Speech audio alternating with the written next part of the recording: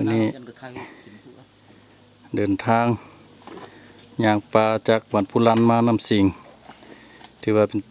บนนี้เป็นจุดชมวิวเนาะที่ว่างามที่สุด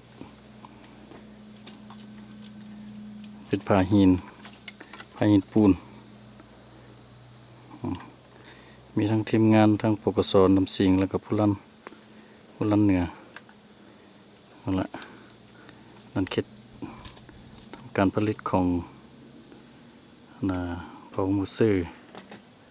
บ้านน้ำสิงหมดแล้วนั่นน้ำสิงเนาะ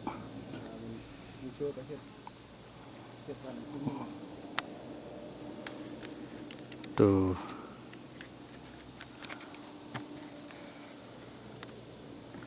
ที่มันบานมันปลาง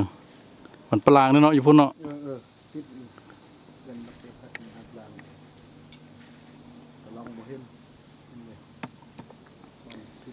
ผู้เพชรผู้คำก็เห็นเนาะไหมล่ะ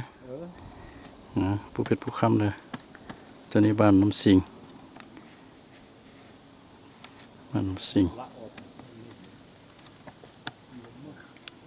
ทางไปภูคาถือว่างามที่สุดจุดชมวิวเห็นหอดสันภูทางเมืองรอง